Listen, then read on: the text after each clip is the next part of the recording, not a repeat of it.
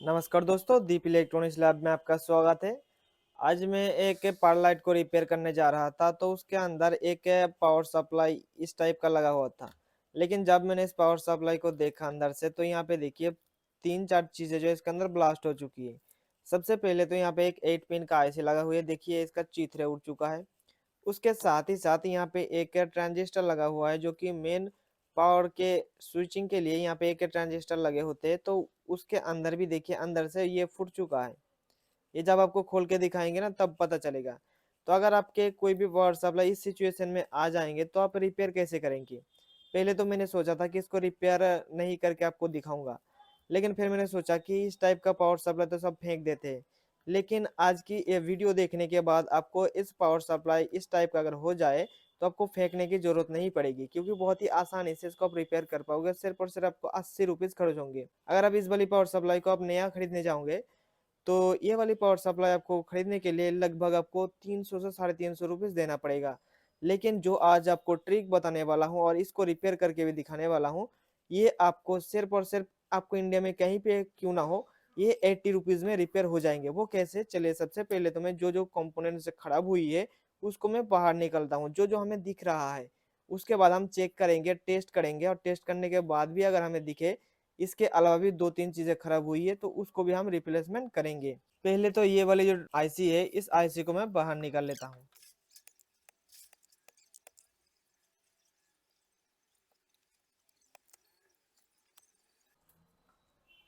इस वाली आईसी को आप देखिए, एक्चुअली ये आईसी एक पीडब्ल्यूएम आईसी है कि हमारे आउटपुट में जिस तरीके का लोड पड़ेगा उस लोड को इनपुट और आउटपुट के जो कॉम्बिनेशन होता है उसको सही करने के लिए ये हमारा पीडब्ल्यूएम आईसी लगाया जाता है सभी प्रोकर के एसएमपीएस के अंदर। चाहे भी किसी भी प्रोकर का एसएमपीएस क्यों ना हो, एक ना एक पीडब्ल्यूएम आईसी जरूर लगा होता है, नहीं तो आपका जो आउटपुट का परफॉर्मेंस है वो आपको अच्छा नहीं मिलेगा। कभी कम या ज्यादा होते रहेंगे। अगर ज्यादा लोड पड़ जाएगा तो उसका आउटपुट कम हो जाएगा, अगर कम दोगे तो आपका आउटपुट ज्यादा बढ़ेगा। लेकिन इस आईसी को लगाने के बाद हमारा आउटपुट का जो वोल्टेज होता है वो स्टेबल रहता है। तो ये आईसी फट के इसका चित्रे उड़ चुका है। अब दूसरा चीज इसके अंदर जो खराब हुआ है, ये वाला हमारा स्विचिंग ट्रांजिस्टर, इसको भी मैं बाहर निकाल लेता हूँ।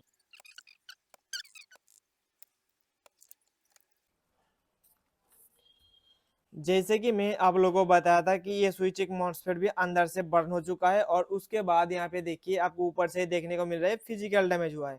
तो ये दोनों जो मेन चीजें होती है पावर सप्लाई के अंदर, ये दोनों ही खराब हो चुका है। तो अब हमें अगर इस पावर सप्लाई को रिपेयर करना है तो हमें इसके अंदर एक मॉड्यूल लगाना पड़ेगा, जो कि आपको ये वाला मॉड्यूल देखिए, अभी इसके अंदर कुछ भी नहीं है हमारे पास। ये वाली जो मॉड्यूल है 3 तार में आती है, तो हमें सिर्फ 2 ही तार को लगाना होता है, बाकी एक तार को हमें नहीं लगाना पड़ता है। तो ये वाली मॉड्यूल आपको मार्केट से 80 रुपीज के अंदर मिल जाएंगे। अगर आपको 80 रुपीज में कहीं पे भी नहीं मिल रहा है तो आप हमारे ऑनलाइन स्टोर से परचेस कर सकते हो।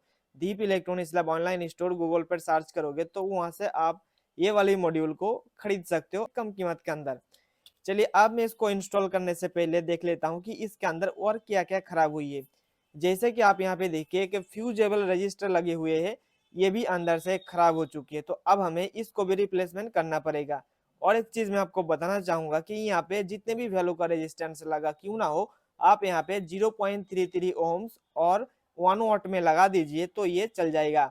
अब मैं इस रेजिस्टेंस को बाहर निकालता हूँ और इसके सब्सटीट्यूट यानी कि इसके जगह पे मैं दूसरे वैल्यू का कौन सा रजिस्टर को लगाता हूँ, ये आप देखिए।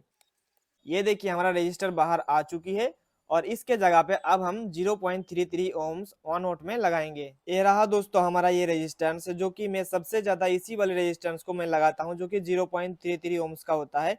और इसके अंदर जो पहले से रेजिस्टेंस लगा हुआ था, इसका कलर आप देखिए, ये था रेड रेड सिल्वर, यानी कि ये 0.22 ओम्स का रेजिस्टेंस है। और यहाँ पे देखिए ऑरेंज ऑरेंज सिल्वर, यानी कि 0.33 ओम्स का रेजिस्टेंस है। और आप यहाँ पे मैक्सिमम 5 ओम तक रेजिस्टेंस को लगा सकते हो, लेकिन मैं सबसे ज्यादा यही वाला रेजिस्टेंस को यहाँ पे इस्तेमाल करता हूँ, जो कि पावर सर्किट के अंदर लगे होते हैं। तो मैं इस जगह पर इसको लगा देता हूँ जहां से मैंने इसको निकाला हूँ। ये तो हमारा रेजिस्टेंस लग गया है, और एक बार मैं चेक कर लेता हूँ कि इसका जो ब्रिज रेक्टिफायर है ये सही है या नहीं। कई बार ऐसा भी होता है कि हमारा ब्रिज रेक्टिफायर भी खराब हो जाती है इसी सिचुएशन के अंदर, यानी कि इसी कंडीशन में अगर कोई पावर सप्लाई मिले तो ब्रिज भी खराब हो जाती है। इसके लिए हमारा को अपने मल्टीमीटर पे सेट करना पड़ेगा यहाँ पे बीप रेंज यानी कि कंटिन्यूटी रेंज पर। उसके बाद हम चेक करेंगे बीप साउंड के लिए। कोई भी हमें बीप साउंड नहीं मिल रहा है, इसका मतलब हमारा ब्रिज रेक्टिफायर सही है।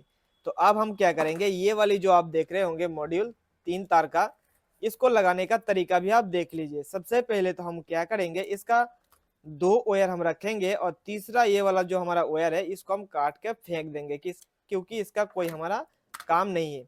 अब ये जो रेड वाली वायर है, इस रेड वाली वायर हम कहाँ पे कनेक्ट करेंगे, ये जो हमारा ट्रांजिस्टर था, ट्रांजिस्टर का जो ये वाला बीच वाला पिन था, ये कलेक्टर के लिए होती है, इसके साथ हमारे को ये रेड वाली वायर को लगाना पड़ेगा। तो मैं यहाँ पे डाल देता हूँ इसको,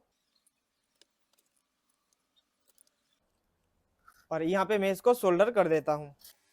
अब हमारा और एक वायर बच रही है जो कि हमारा ब्लैक वाला वायर।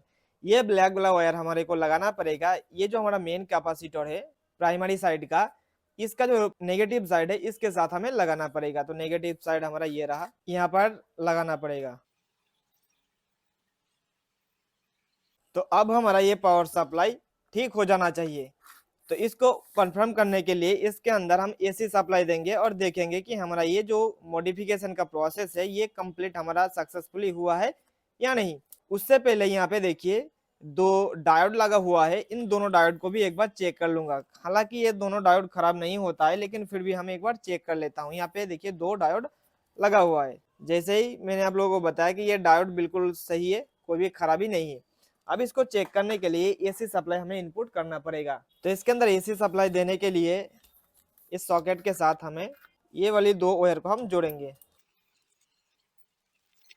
तो हमने अच्छे से जोड़ दिया हूँ। अब इसको मैं फाइनल टेस्टिंग से पहले एक बार टेस्ट कर लेना चाहूंगा। इसको हम सीरीज में चेक करेंगे। यहाँ पे एक इंडिकेटर दिया हुआ है, आप यहाँ पे ध्यान से देखिए। तो इसी इंडिकेटर के जरिए हमारे को पता चलेगा कि हमारा ये जो पावर सप्लाई है सही हुआ है या नहीं। देखिए अभी मैंने इसको सीरीज लाइन दिया, लेकिन हमारा ये इंडिकेटर नहीं जल रहा है। इसका मतलब हमारा ये जो काम है अभी सक्सेसफुली नहीं हो पाया है। चलिए अब एक बार देख लेता हूँ कि इसके अंदर और क्या खराब है। तो हमें तो लग रहा है कि ये जो ऑप्टो कपलर है ये भी खराब हो सकती है, क्योंकि ये हमने देखा है कि कई बार इन दोनों आईसी के साथ साथ ये ऑप्टो कपलर भी खराब हो जाती है। इसलिए मैं सबसे पहले तो ऑप्टो कपलर को बाहर निकाल के नया वाला ऑप्टो कपलर को लगा के आपको दिखाता हूँ कि हमारा ये जो पावर सप्लाई का जो प्रॉब्लम था अभी चालू नहीं हो रहा था, ये प्रॉब्लम सॉल्व होता है या नहीं।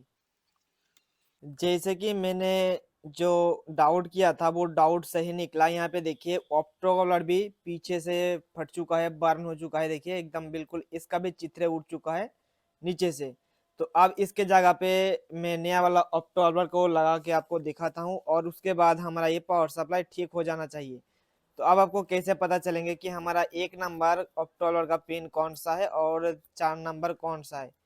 तो आप देखने के लिए तो पहले से लगा हुआ था ये, अब ये भी आप देख सकते हो। उसके अलावा भी आप जो है इसके अंदर जो डॉट दिया हुआ है देख सकते हो। मैं आप लोगों को बताना चाहूंगा कि ऑप्टो कपलर का 1 और 2 नंबर जो पिन होता है ये सेकेंडरी साइड में होता है, और 3 और 4 नंबर जो पिन होता है प्राइमरी सेक्शन में होता है। तो यहाँ पे देखिए इस साइड हमारा प्राइमरी सेक्शन और इस साइड सेकेंडरी सेक्शन। तो सेकेंडरी सेक्शन के अंदर ही हमें 1 और 2 नंबर को लगाना पड़ेगा। तो हमारा ये ऑक्टोबलर कुछ इस प्रकार से लगेगा। ये जानकारी आपको कहीं कहीं पे भी नहीं मिलेगा। आप अगर हमारे वीडियोस को पहले से फॉलो करते होंगे, उन लोगों को पता होगा कि जो भी इंफॉर्मेशन मैं देता हूँ एकदम रियल और बिल्कुल सही इंफॉर्मेशन आपको देता हूँ। चलिए अब मैं ये ऑक्टोबलर को यहाँ पे सोल्डर कर देता हूँ। तो हमने ऑप्टो कपलर को सोल्डर कर दिया हूँ, और अब मैं इसके अंदर एसी सप्लाई देता हूँ और देखता हूँ कि इसका आउटपुट का जो प्रॉब्लम हमें अभी दिख रहा था, आउटपुट नहीं मिल रहा था, ये वोल्टेज हमें मिल रहा है कि नहीं। इसके लिए तो आप इस इंडिकेटर पर ध्यान दीजिए, क्योंकि आपको यहीं से पता चलेगा कि हमारा ये पावर सप्लाई रेडी होता है कि नहीं। ये हमारा एसी कॉर्ड है, और मैं इसको सबसे पहले तो सीरीज में देता हूँ ताकि हमारा कोई कुछ गड़बड़ी हो गई फट ना जाए। यहाँ पे देखिए इंडिकेटर जल गया है, इसका मतलब ये हुआ कि हमारा पावर सप्लाई सक्सेसफुली रेडी हो चुका है। अब मैं इसको डायरेक्ट लाइन पर देता हूँ, और उसके बाद मैं इसका आउटपुट जो है उसको चेक करके आपको दिखाता हूँ कि हमारे जो आउटपुट में इसका 36 वोल्ट आपको मिलेंगे, और 36 वोल्ट के अलावा भी आप जो है इसके अंदर एक प्रीसेट लगे होते हैं। तो इस प्रीसेट को कंट्रोल करके आप जो इसका आउटपुट वोल्टेज है उसको बढ़ा सकते हो, घटा सकते हो। तो इसके लिए सबसे पहले तो मैं अपने मल्टीमीटर को यहाँ पे सेट कर देता हूँ, ताकि आपको जो वोल्टेज है इसके अंदर वो आपको प्रॉपर देखने को मिले। तो इस साइड हमारा नेगेटिव और इस साइड हमारा पॉजिटिव, तो मैं इसको यहाँ पे लगा देता हूँ। और लगाने के बाद जब मैं इसको सबसे पहले सीरीज का वोल्टेज आप देख लीजिए कितना आपको देखने को मिल रहा है। यहाँ पे देखिए 35 वोल्टेज दिख रहा है। और अब मैं इसको डायरेक्ट लाइन पर देता हूँ। यहाँ पे देखिए डायरेक्ट लाइन पे दिया, यहाँ पे 22 पॉइंट और उससे ज्यादा मिलना चाहिए। यहाँ पे देखिए 35 वोल्ट आपको दिख रहा है। इसका मतलब हमारा ये पावर सप्लाई बिल्कुल सक्सेसफुली रेडी हो चुका है। तो इस प्रोसेस को फॉलो करते हुए आप अपने एसएमपीएस को रिपेयर कर सकते हो, अगर आप पारलाइट का हो या किसी दूसरे चीज का क्यों ना हो, जहाँ पे आपको उतना ज्यादा सेंसिटिव चीज नहीं लगे हुए हो उसके अंदर आप ये वाला लगा सकते हो। लेकिन जहाँ पे आपका सेंसिटिव चीजें होती है जैसे कि आपका एलसीडी एलईडी हो गया, कोई डेली मटेरियल्स का जो यूज होता है जैसे कि मॉनिटर या कोई दूसरा चीज होता है, उसके अंदर आप ये वाला मॉड्यूल को ना लगाए तो ही अच्छा है। तो इसके लिए मैंने एक दूसरा प्रोसेस के जरिए रिपेयरिंग करने का वीडियो बना के रखा हूँ, जहाँ पे मैं इस्तेमाल करता हूँ एक 5LO380R यूनिवर्सल एसटीआर को। उसको लगाने का जो तरीका है दोस्तों, ये थोड़ा सा कॉम्प्लेक्स हो जाती है, यानी कि थोड़ा सा हार्ड हो जाती है, लेकिन इसको लगाना बहुत ही आसान है। इसीलिए अगर इस टाइप का कोई चीज हुआ तो इसके अंदर इसको लगा सकते हो, बहुत ही अच्छा परफॉर्मेंस मिलेगा।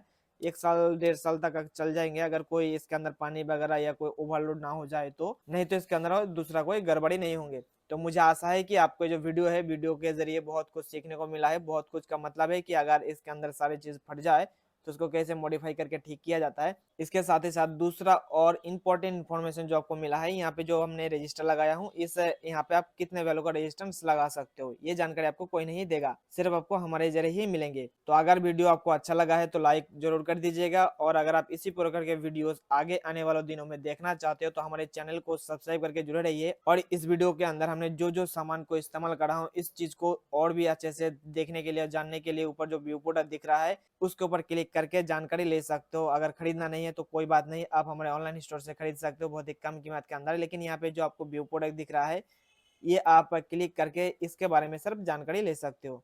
तो हम फिर मिलते हैं नेक्स्ट वीडियो में दोस्तों, तब तक के लिए wish you all the best.